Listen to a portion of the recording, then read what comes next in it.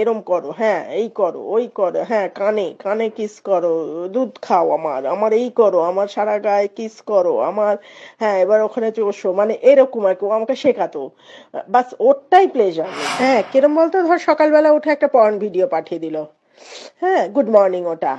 তারপরেই এবারে তোর, হ্যাঁ যখনই সাথে থাকতো তখনই ওই এসেই জামা কাপড়টা একদম নাঙ্গা হয়ে যেত, একেবারে টোটালি নাঙ্গা, ও কিচ্ছু পরে না, কিচ্ছু পরে না। হ্যাঁ আমার ফ্ল্যাটে যেহেতু কেউ নেই কিছু নেই, ঠিক আমি ভাবি অন্য মহিলাদের বাড়িতে গিয়ে ও কি করে কে জানে, যাই হোক। তো তোর পুরো নাঙ্গা, এবারে তোর ওই মদ খাবে, ড্রয়িং রুমে আমাকে বলতো যে একটা মুভি চালিয়ে দাও, মারপিটের মুভি। হ্যাঁ এবার মুভি চালিয়ে দিতাম, আমার যেহেতু টাটা স্কাই মুভির তো অনেক চ্যানেল। এইবার তোর মদ ওই আমি ট্রেতে সব সাজিয়ে দিতাম, টেবিলে, সেন্টার টেবিলে, সাথে স্টার্টার ফাটার। এইবার ও তো ওই উলঙ্গ হয়ে বসা।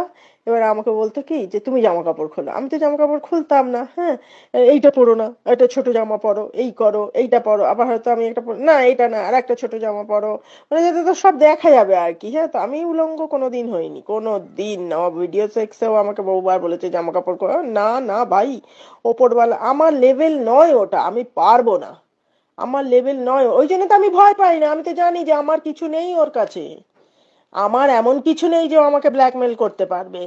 কারণ আমি তো কখনো উলঙ্গ হইনি, আমি তো কখনো জামা কাপড় ছাড়িনি, আমি তো ওকে ওইভাবে এ করিনি, ঠিক আমি একটা ভদ্র সভ্য একটা সাথী, মানে বিয়ে না করে হাজবেন্ড ওয়াইফের মতো, মানে আই ওয়াজ কেয়ারিং না। ভালোবাসলে যা হয় মানুষকে, তার দোষ ত্রুটিগুলো তো দেখা যায় না, তখন তো বুঝিনি। তো উম, তো তারপরে ওই মদ খেতে খেতে এবারে ওই আমাকে কোলে বসিয়ে তখন তোর ওই পর্ন চালিয়ে দিত। হ্যাঁ দেখো দেখো তোমার খালি একটা বাচ্চাই হয়েছে, আর তুমি কিছু জানো না, তুমি জানোই না সেক্স কি হয়, একটা খালি বাচ্চাই হয়েছে, তোমার বরের সাথে তো তোমার বন্ধুত্ব ছিল না। ব্যাস ওই দেখাতে দেখাতে এবার আমাকে নিয়ে বেডরুমে আসতে, এবারে ওই না এরম না এরম করো, হ্যাঁ এই করো, ওই করো, হ্যাঁ কানে কানে কিস করো, দুধ খাও, আমার আমার এই করো, আমার সারা গায়ে কিস করো, আমার, হ্যাঁ এবার ওখানে চোষো, মানে এরকম আর কি। ও আমাকে শেখাতো, বাস ওরটাই প্লেজার নিত।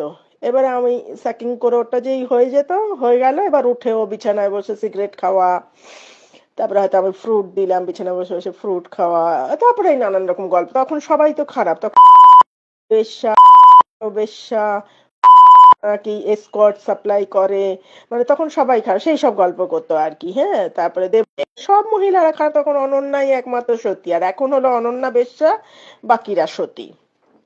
এই হলো শ্রমিক ভট্টাচার্য। এগুলো আমি তো বলেইছি, জানুয়ারি এলে আমি মিডিয়াতে মুখে মুখ খুলে সমস্ত, আমার যখন সবশেষ ল্যাংটার নেই, বাটপারের ভয় নে বেটা, তোকে, তুই নেতা হবি, তুই আমার জীবন বরবাদ করে, তুই একটা মহিলাকে সমস্ত রকম ইউজ করে, তার ছেলের জায়গাটা নষ্ট করে, তার ছেলের শ্বশুর বাড়ি নষ্ট করে, তার জায়গাটা নষ্ট করে, তার টাকা পয়সা মান সম্মান সবটা নষ্ট করে দিয়েছে আমার বিশাল। আমি ওকে ছাড়বো না, আমি ওকে ছাড়বো না।